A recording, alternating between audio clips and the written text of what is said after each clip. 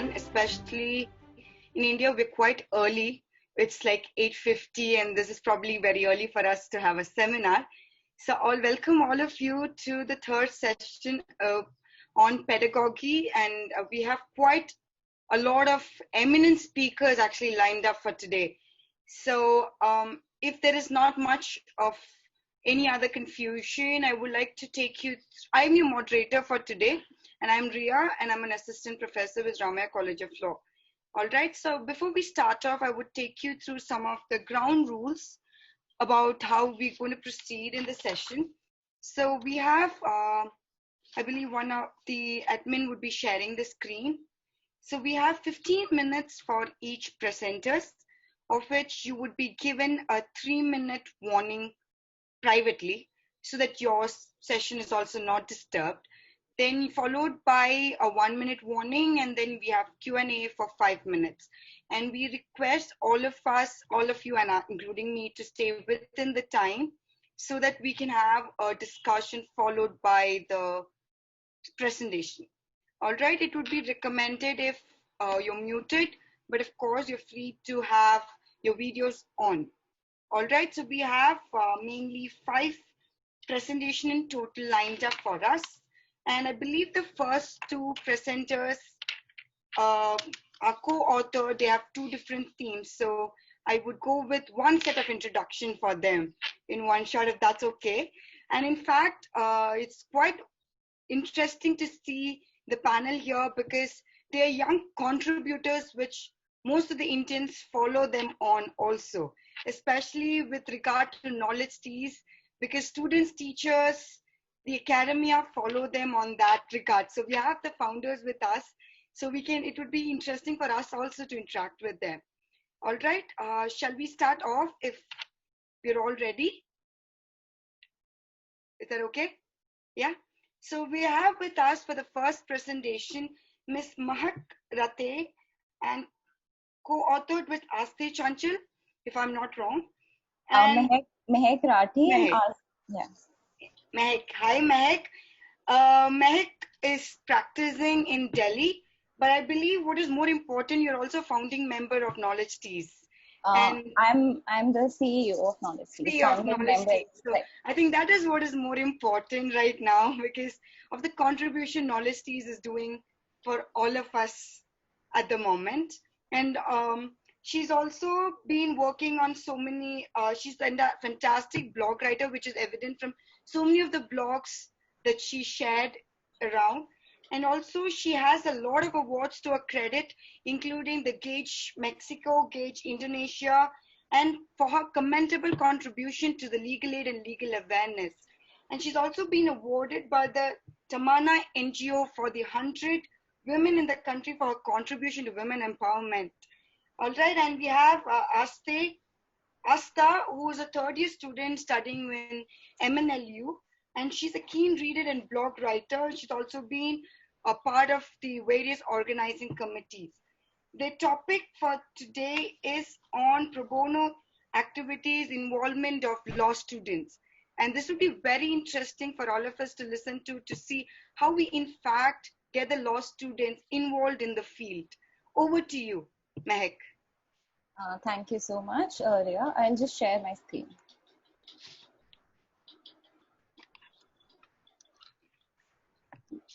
I hope my screen is visible to all of you. Yes. Just a second.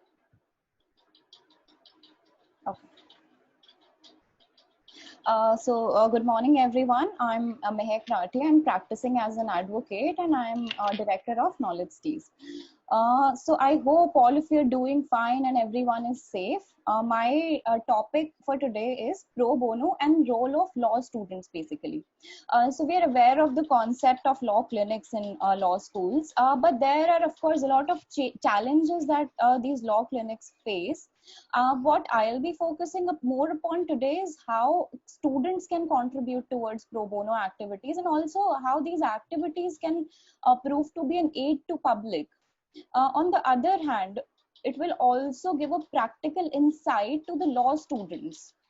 All the activities covered in my presentation are basically which have been undertaken by me during my law school or by my team members. And of course, it is essential to know that law students, they can play a vital role in pro bono activities. Without much ado, I'll begin with my presentation. So I'll be talking about three models basically. First is the legal awareness workshop, second being the social media campaigns, and third being the legal aid clinics. Regarding the legal awareness workshops, what we have done is, I'll not be going into the theory part of it. I'll be talking about what has been done by me, what has been done by our team members, and which is proved to be of great help to the public also. So what we do is we generally pick up few government schools in the country, and we contact the school authorities. We go to the schools, we interact with the students, we talk upon various topics. It can be child education, it can be girl education, it can be self defense, it can be anything, with depending upon the audience that we are targeting.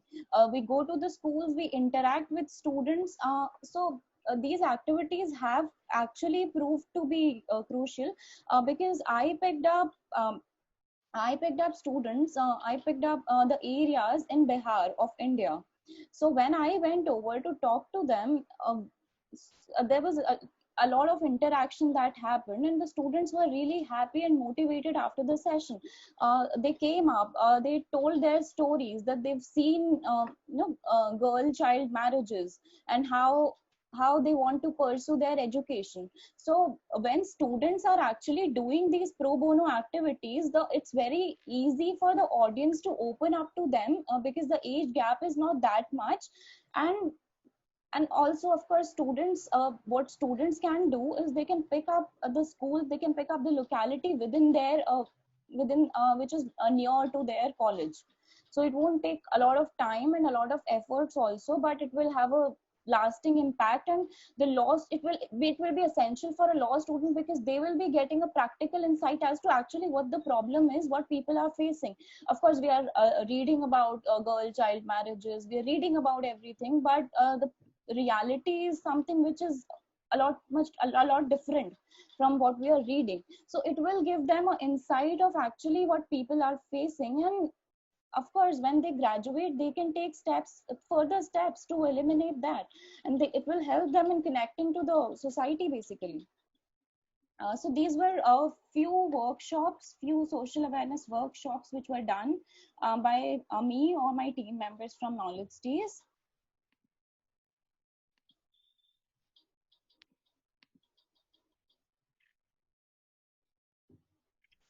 Now I'll be coming on to the social media campaigns part of it. Now, I have segregated it into three sections. First being the breaking stereotypes campaign, second being the organ donation campaigns, and the third being the awareness campaigns on old age, disability, women empowerment, etc. It can cover anything and everything. So yeah, when I'm talking about the Breaking Stereotypes campaign, this campaign was initiated by Knowledge Days in around 2014, and it is still an active campaign. Okay, I'll just, yeah. Breaking stereotype. We all know what a stereotype is. These are the tiny or the huge acts of discrimination, or with or the things that persist in our mind, and sometimes they're so inborn that we do not even realize that this is not right. I mean, it has happened when somebody is driving and a girl or and a vehicle overtakes. So people are like, it must be a girl who's driving the vehicle, that's why she doesn't know how to drive. So these were tiny acts which are ingrained in our minds, and sometimes we do not even realize that no, this is not true, this is not a stereotype. So this campaign was started for people to pause and ponder as to what is happening, and to work upon these little acts, little thought processes that are there in the society, that are there ingrained in the society. So what we used to do in the Breaking Stereotypes campaign, this campaign was done with our Turkey team, with our Romania team, with the Nepal team, with Bangladesh team, in Indonesia also. So people have been very much interested in doing this campaign, and it is an interactive way of doing things. So of course law students here also can play a very vital role, and it was started off by law students basically. And till date most of the pictures which are there are of law students only. So yeah, the campaign base, what we did is we thought of a quote or a slogan or a text basically which describes the stereotype that is prevailing. We write it on a chart paper, on a board or anything, and then we click a picture with it. These pictures have proved to these pictures have reached so many people, that this campaign is has I what I believe is, if I'm able to bring a little change with this campaign, I'll be more than happy. If people actually see it and they're forced to think, okay, this is a stereotype and I've been doing it, so I'll be more than happy if this campaign has made even 10 people think and change their perspective. So this was a campaign. The first picture says black or white are just colors, not anything else. It is very prevalent on the entire debate of racism which is going on here. Second picture being female doesn't prohibit you from speaking out. Of course. Third, take your eyes off. I'm not a showpiece. So of course, all of us can relate to these pictures, especially I think the three pictures have girls in them. First being the first was of racism. So all of us can relate these things happening. Then this picture, which says my virtue is not located in my vagina. It speaks too deep about the entire concept of stigma which is attached to a rape victim, basically. There's, it's not the girl's fault, but then she's to live with the stigma throughout her life. People are not ready to marry her, basically. And she's been given that tag. So this is what we are trying to do through these pictures. We are trying to reach to as many people as we can, and since the entire campaign was done on social media, our audience was not restricted. We could reach as many people as possible, and the campaign has been really well received by people from all across the globe. And I would request all the people present on the panel, if anyone is willing to be a part of the campaign, they are more than welcome, because this is what we've been doing. This one, this picture, real men don't get jealous of successful women. So a lot success of a female has been a topic of debate, and we know what is the reality in the society. We've all seen it. People getting insecure if a female is succeeding in her professional life. Even if she's working hard, it's attached that no, she's not done it by hard work. So this patriarchal mindset needs to be changed. And of course, these pictures and these campaigns can bring in a little change, and a law student basically can prove to be a crucial part of these campaigns. Another, these two pictures, I smile because I was being polite. It is not a yes. Of course, we all can relate to it. Second being, I express myself through clothes, but clothes do not define me. So of course, there's been a lot of issues, and we know how things are in the society, what the mindset is of the society. And so many times a girl has been judged by her clothes, by the way she dresses. But I hope that we'll be able to change that perspective, we'll be able to change that mindset. The coming generation, maybe it will take some time, but of course there will be positive change, and all these stereotypes will somehow fade away. That is the entire notion behind starting this campaign. The second campaign which I'll be dealing with is an organ donation campaign. So this is a kind of signature campaign. Basically, these campaigns have been done by various universities, by our team members in various universities. What the students do is, first of all, they are trained about organ donation. They read a lot about organ donation as to which all organs can be donated, who all can donate the organs, how organs can be donated. and what is the entire process of it, which are the organizations which are dealing with organ donations, and etc etc. So first of all, they have to be trained, because they, being law students, they cannot disseminate false information to the people. When you'll be doing these campaigns, of course there will be people who will be asking you questions, and you cannot afford to give wrong information. You're a law student. So they were trained beforehand about everything, and then they go on and make such posters about organ donation. And there's a common place in the college where these posters are pasted and a blank chart is being pasted, wherein because what we believed is organ donation, we all know about organ donation, but I don't think so. I mean, half of us do not know as to what is the entire process, how to go about it, who can do it, whether we can do it while we are living. I mean, what is the right process, which are the organizations. So this was the main intent behind doing this. So when it was done in law school, so all the teachers, all the students participated in it. They were made aware of the entire concept of organ donation, about the intricacies of organ donation, and then this was taken off as a signature campaign. People had to sign those, I mean, stating that, you know, they will further spread the awareness about organ donation. So this campaign has also been well received by students, well received by teachers. We were planning to have more campaigns, but of course we'll be going on with it after the lockdown. We'll be doing more webinars on organ donations now.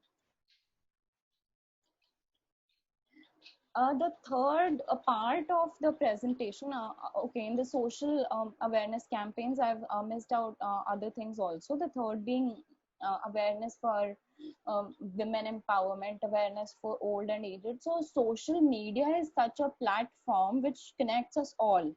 And when we're doing a campaign on social media, the audience is never restricted, audience is never limited. Like, we're having a conference today here. I mean, I do not know how many of us could make it if it was actually happening. I mean, not in virtual space. So all of us have been able to do so many things because of the technology and advancement in technology. So whenever we are doing any campaign or anything on social media, there are no restrictions. The campaign can reach to as many people. It cross borders into, the audience is never restricted. This is what has been happened in the Breaking Stereotypes campaign. And if even if we are doing any awareness thing, for example, the Me Too campaign, it started online, but it spread like fire. Let's take example, if we were not doing it online and we were doing it offline, I'm very sure that it would not have been able to reach as many people as it did. So of course, if we are doing any campaign, be it women empowerment, be it awareness for disabled, be it awareness for old people, it will reach more people, because mostly everyone is using technology these days, and everyone is really active. So this is a good way for all of us to reach out to society and create awareness. Now, the third model of my presentation would be legal aid clinics. I hope all of us are aware of the concept of legal aid clinics. There are legal aid clinics in each and every college these days. So a lot can be done in these legal aid clinics. First being the mediation camps. When I was in my law school, what they did was they adopted a nearby slum, and we used to go to that slum, and we used to talk to the villagers out there. We tried to resolve their disputes. Of course, law students, they cannot per se enter litigation, but of course they can go, they can create awareness, they can help in mediation. Second being consumer litigation. In India, of course, anyone can appear in consumer courts. It is a win-win situation for everyone. Law students will also get an insight of litigation per se, and for the consumers also, for the people who are actually in need, who've been cheated. So it's a win-win situation for both of them. And third being assisting the lawyers in legal aid services authority. Of course, if there is any legal dispute which can only be handled by court, law students cannot play a very vital role in that. But of course, there are lawyers attached. There are legal service authority in each district which are taking up cases of such people, financially weaker section of the society. Basically, the law students can assist these lawyers in their legal aid services. Then there can be a toll-free number which can be attached to legal aid clinics. The next concept of adopting a village, I've already emphasized on this. We've done this. Law clinics are already doing it. What they're doing it, and this is the best model I think which can work out. Adopting villages in the nearby locality, nearby vicinity of your law school. It will save the hassle of commute. It will be easy for people out there to reach to your legal aid clinic, and it will be a basically beneficial situation for both of them. So when we adopt a village, we are trying to aware that village on their legal rights. We are telling them about the legal remedies available. And apart from legal rights and legal remedies, we when we went there, we had skits, we had different models which we adopted to create awareness. Apart from the rights, the remedies, there are other things that can also be done. And the last being association with grassroots NGO. So what I've seen is law students, they are of course enthusiasts about associating with the NGO, but we all know how many NGOs are actually functional, how many NGOs are actually working. But yes, what students can do, there are certain NGOs which are very active in that area. So if the law schools can function in collaboration with these NGOs, then the impact would be more, the force would be more. The NGOs of course have their own reach. The NGOs of course have their own resources, have their own people. So these legal aid clinics can of course collaborate with the NGOs, of course collaborate with the organizations which are working in these areas, and we can create a better impact per se. The last thing being incorporating pro bono activities in the core curriculum of law schools. Now what has been happening is these things are being done like out of will. If anyone is doing it, it's fine. If any law student is not doing it, it's not a kind of compulsion that is happening on them. So of course the people who turn up for this is really less, but it is very essential to have pro bono activities as a core part of curriculum. How will it benefit them?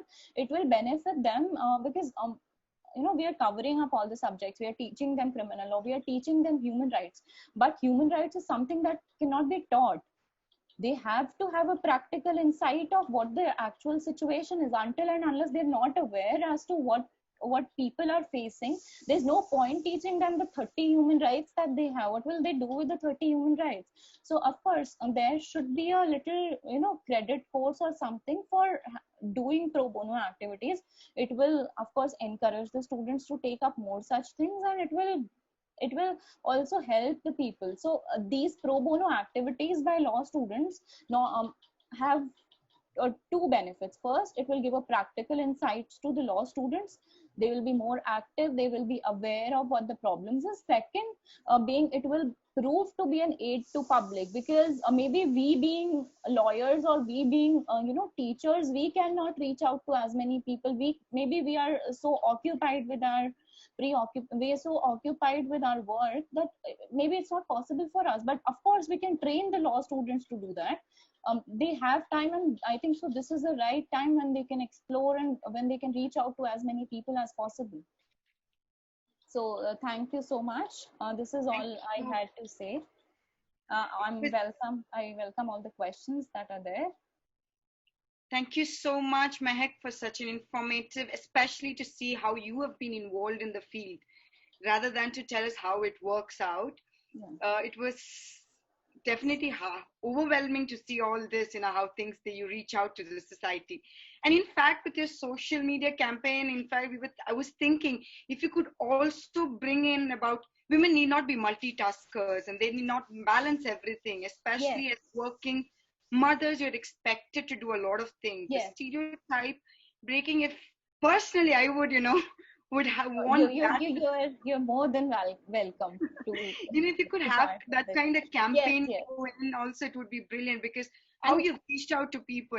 And I know when men are being sidelined, they're also facing a lot of difficulty, but Well, you could also. I completely agree with you. And if you visit the Breaking Stereotypes album, these are not the only pictures that we Right, done. So right. there is a lot more, and you can give us ideas what we are missing upon.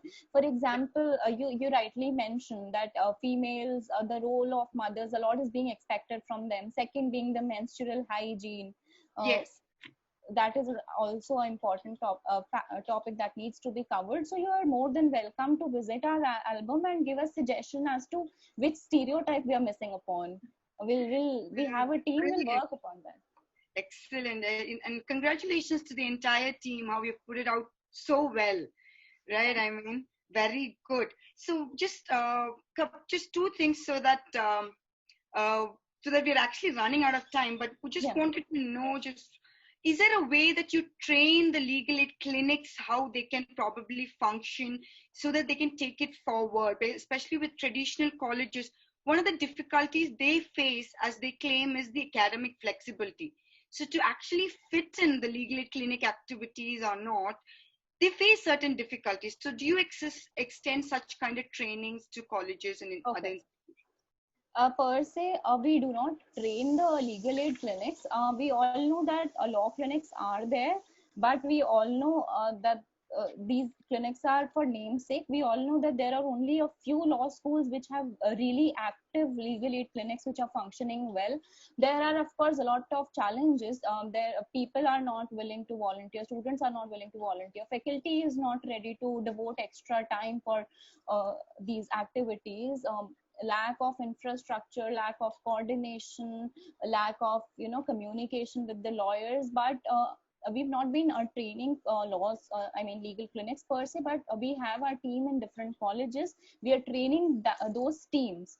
But yes, we would like to work with the law clinics also. So whatever the challenges are there, we can try training the students, because students are more than willing to work. It's just a proper guidance and proper training that is being required. Excellent. Thank you so much.